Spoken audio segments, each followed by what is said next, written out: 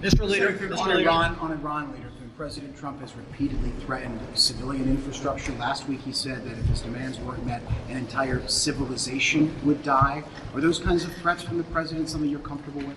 I think what you got to, again, look at what the president is doing. And I think right now he's trying to open up the Strait of Hormuz, which I think we are all supportive of, and the efforts that are being made there to further isolate the Iranian regime and their economy, which is an energy-dependent economy.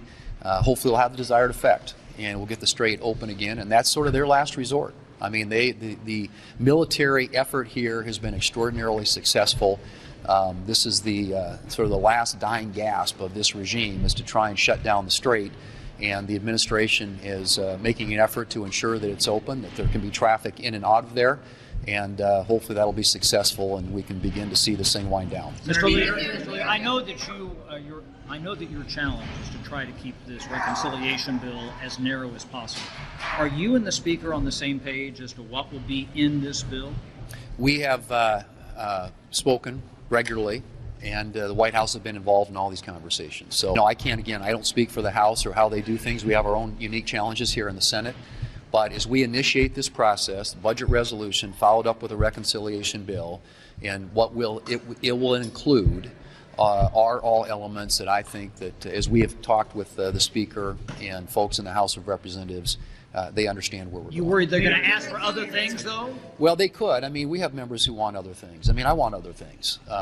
But obviously, we have a specific mission and purpose here, and that is to ensure that these important agencies of our government that have vital functions when it comes to our homeland and national security are funded.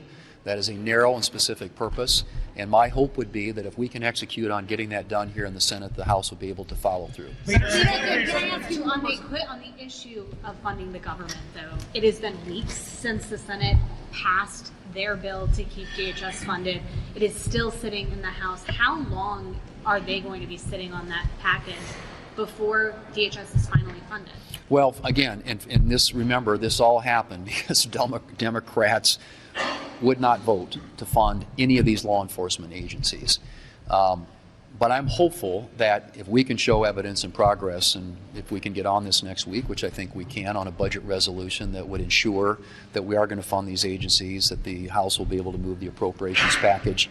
Right now, as you know, all these agencies are being funded because of action that the President took, but that's not something that's sustainable over the long term. These agencies need to be funded, and we want to make sure that the agencies that are not going to be handled through reconciliation, ICE and CBP, also have funding for the rest of the fiscal year. Senator, do you have intention to vote on AUMF regarding Iran if this conflict goes beyond 90 days, or are you open to voting for an AUMF if that conflict goes beyond 90 days? I think at this point, most of us, I believe, feel pretty good about what the military, the American military, has achieved there in terms of its objectives. And, that's something, obviously, it's a hypothetical down the road, but I think by and large, if you look at and we're going to have an opportunity to vote on some war powers resolutions that the Democrats are going to try and trigger.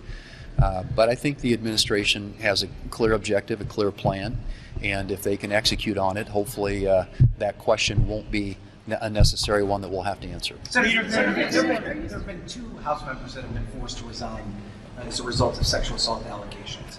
Do you believe that there is a culture on Capitol Hill where those who feel that they've been victimized can report those actions and seek accountability? And if not, should more be done to allow that for those potential victims? I think there are better ways of ensuring that people in vulnerable situations, like some of them, I'm not familiar with all the particulars and the details, but what happened in the House, ought to have access to a way in which they can get recourse and relief, for sure.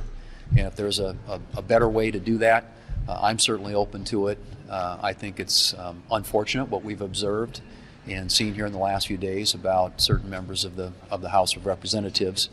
And I guess I can tell you that I think we would all attest to the fact that I don't think that's a reflection of these institutions generally, and certainly not something that we would abide here in the United States Senate. On reconciliation.